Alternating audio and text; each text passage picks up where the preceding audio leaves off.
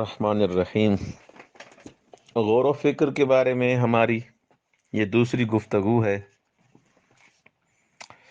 اس گفتگو میں ہم یہ بیان کریں گے کہ ایک شخص رسول خدا صلی اللہ علیہ وآلہ وسلم کے محضر میں آتا ہے، اور امام صادق علیہ الصلاۃ والسلام فرماتے ہیں کہ ان رجلا اتی النبی صلی اللہ علیہ وآلہ وسلم فقال له یا رسول اللہ اوصنی۔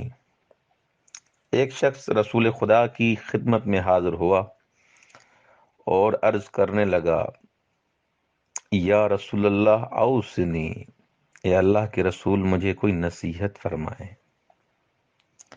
فقال له رسول اللہ صلی اللہ علیہ وآلہ وسلم، حضرت نے ان سے پوچھا، فہل انت مستوصن ان انا اوصیتک، کیا تم جو نصیحتیں میں آپ کو کروں گا اس پر عمل کرو گے، اسے انجام دو گے؟ حتی قال له ذلك ثلاثا، حتیٰ کہ رسول خدا نے یہ سوال 3 بار تکرار کیا کہ جو میں نصیحت کروں گا اے شخص تو اسے انجام دے گا؟ تو اس شخص نے تینوں بار کہا،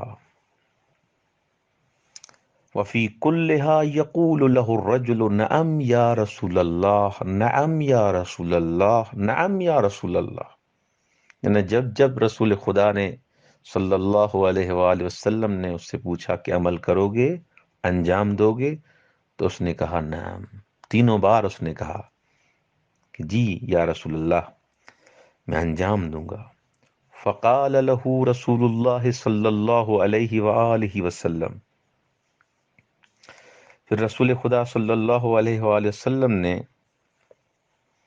ارشاد فرمایا،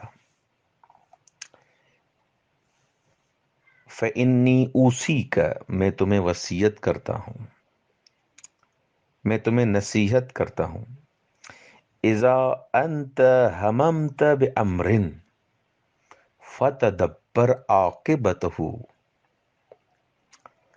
جب بھی کسی کام کو انجام دینا چاہو، جو کام بھی کرنا چاہو، تو اس کام کے انجام دینے سے پہلے اس کی عاقبت کے بارے میں تدبر کرو۔ فتدبر عاقبتہ، اس کا انجام کیا ہوگا اس کے بارے میں غور و فکر کرو۔ میں ایک کام شروع تو کر رہا ہوں، اس کے بارے میں غور و فکر کریں کہ یہ کام صحیح ہے یا نہیں ہے، اس کی عاقبت اس کام کی کیا ہوگی، اس کا انجام کیا ہوگا۔ جو کام بھی کرو پہلے یہ دیکھو۔ فَإِنْ يَكُ رُشْدًا فَامْزِهْ وَإِنْ يَكُ غَيًّا فَانْتَهِ عَنْهُ۔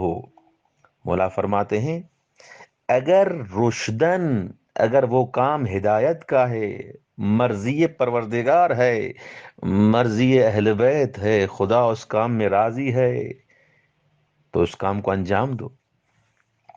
وَإِنْ يَكُ غَيًّا فَانْتَهِ عَنْهُ، اگر گمراہی کا باعث ہے وہ کام، سمجھتے ہو یہ کام اگر میں کروں گا خدا سے دور ہو جاؤں گا، فَانْتَهِ عَنْهُ، اس سے پرہیز کرو۔ یہ ہے رسول خدا صلی اللہ علیہ وآلہ وسلم کی سب انسانوں کے لیے درواقع نصیحت، کہ انسان جو کام بھی کرے اس میں دیکھے کہ مرضی پروردگار ہے یا نہیں ہے، خدا اس کام میں راضی ہے یا نہیں ہے، اس کام کو جو میں انجام دے رہا ہوں یہ باعث ہدایت بنے گا یا باعث گمراہی، میں راہ سے ہٹ جاؤں گا یا راہ صراط مستقیم پہ قائم رہوں گا۔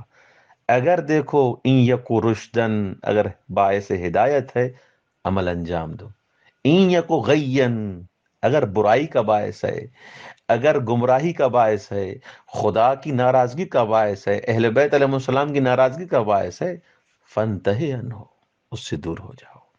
والسلام علیکم ورحمۃ اللہ۔